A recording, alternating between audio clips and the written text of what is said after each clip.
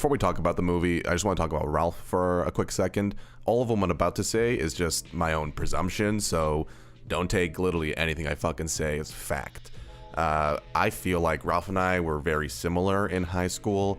I was always making videos in substitution for writing essays or doing oral presentations. Teachers loved it for some reason if you handed in a video instead of a paper in my school, so I ended up making them for every fucking class I had. I ended up going to film school and I work in the field now, but I was never inspired or felt any reason to make something that was my own, either in high school or university. I made a ton of short skits and whatnot and sketches with my friends, but the idea of making an entire film just seemed like way too much work for me. Maybe I'm just super cynical, but it was one of those ideas that never really pans out. Like when you get like a new board game and you want to try it out and you invite 7 of your friends over, but it seems like the only person into the idea of playing it is you. The same thing is applied to making a film. You are so fucking driven to make it, but you don't have the gear, the locations, the props, or the actors. And usually this is where people kind of just give up and throw out their film, but not Ralph. We're a charity that helps out Africa. I'm sorry. African... No, I'm not interested. No, that's okay. Just go back to what you were doing that was more important, like sucking a cock, right? Hard candy is an interesting exercise in filmmaking because while the film isn't amazing by any means, it's also not terrible by any means. Ralph knew the limitations he was going to run into before making this movie, and you can see the tweaks he implemented to allow himself to tell his story a specific way. It's actually a pretty good exercise in working within your means. So the film opens up with a cool credit sequence. It's pretty simple just to, cut something to a beat, but I always enjoy despite it being seen as lazy. We then get to see Ralph's acting chops, and honestly, they're all right. See, Andrew in that situation thought he was superior to me because he had one of these. Standard issue Vulture pocket knife. It's pretty scary if you look at it, but let's just say I had one of these. Who's the king of the hill? Yeah, you can tell he knows the exact inflection he wants to put on certain words when he's saying them, and the demeanor he speaks in is constantly engaging you. He's not just reading like a narration, he's actively performing it to the audience the whole film. The truth is, I don't care what you think. Who are you to judge me? So this is where we finally learn what the plot of the film is. Ralph is a senior in high school. In Canada, we just have numbered grades, so I think it's grade 12. And he is part of a club where you sell chocolate bars, and the proceeds go to a charity. And what's funny is that we used to do this back in grade 6 too, except it was called Jump Rope for Heart. You would just go door to door to collect donations, and kids would pocket the money at the end of the week.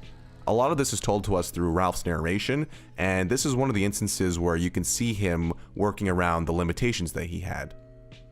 Now, Ralph definitely saved the major parts of the film for like the best actors he had, but towards the beginning when there's no one to act off of, he's just narrating.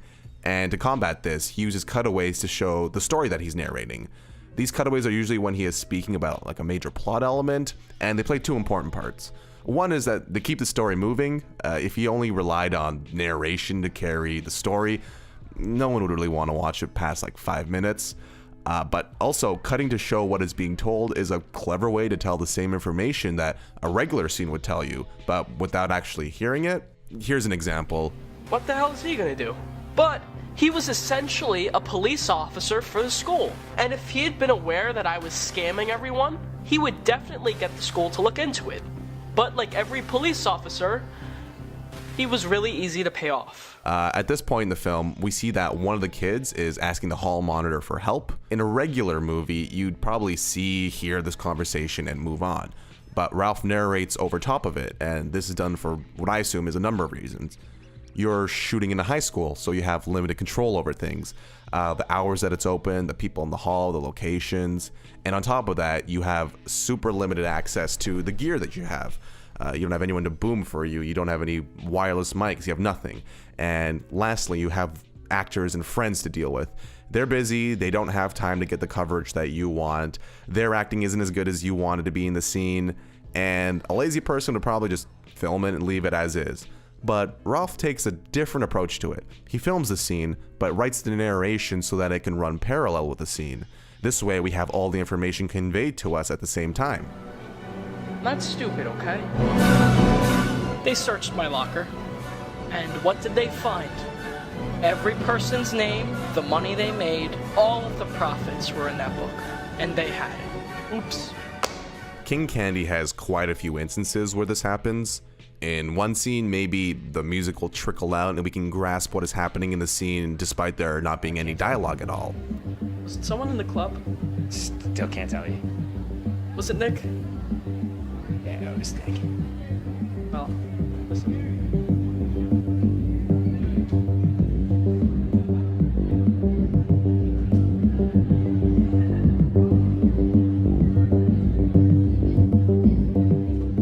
In other scenes, you can tell that Ralph dubbed over his own voice in the scene so that there would be a more clear recording of his. But since it's a complete bitch to do, he would only probably do it with himself with his own microphone, because ADRing everyone else would be so much fucking work. And it's kind of funny to see in the scenes the two playing back and forth against each other. What happened? Don't worry about it. All the stuff Nick said was true, wasn't it? Heather!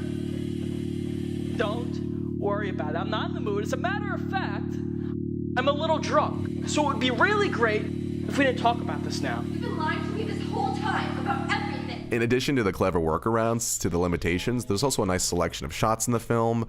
There are definitely some shots inspired by older films, as well as some shots that probably inspired films that came out after this. Now, I always hated it when people would point out super blatant things with something that I've made, so I don't want to dwell on the problems that the film has too long, because I assume Ralph knows all of them.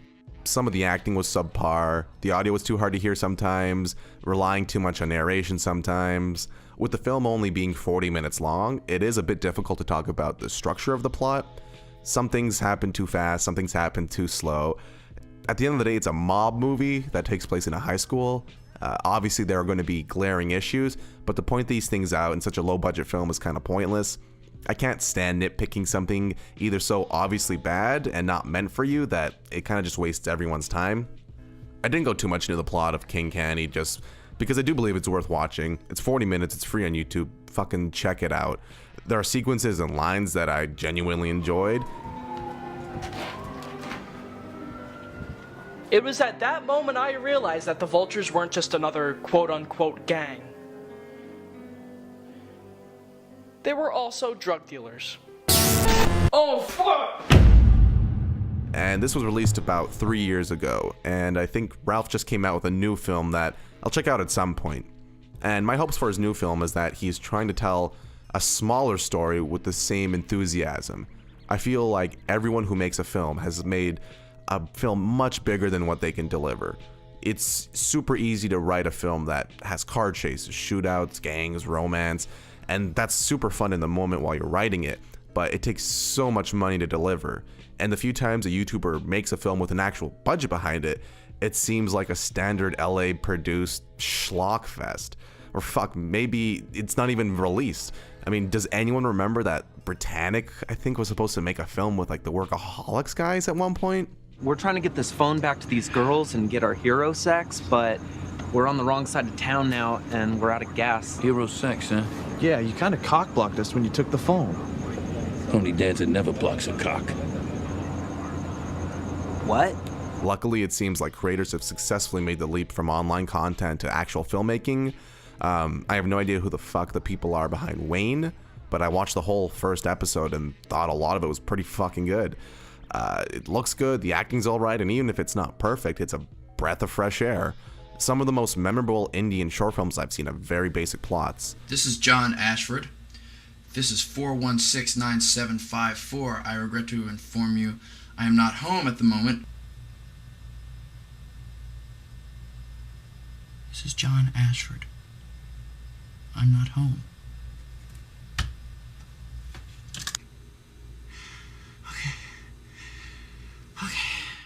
This became like a tangent at the end, my bad, but it's at the end, fuck it. I think Ralph should try a smaller approach to his filmmaking. I can totally see him just renting a camera package with a DP for a couple of days and just shooting a really well-looking, engaging short film in a locked-off location. You know, challenge yourself to make your film engaging through just the dialogue alone. And please hire actors. I mean, You didn't even expect us to tie you up, rob the joint. You lack foresight. You don't even have common sense. Why would I want a business partner who lacks in those areas? But also, don't fucking listen to anyone and make your own shit your own way, you know? You're fucking doing it right.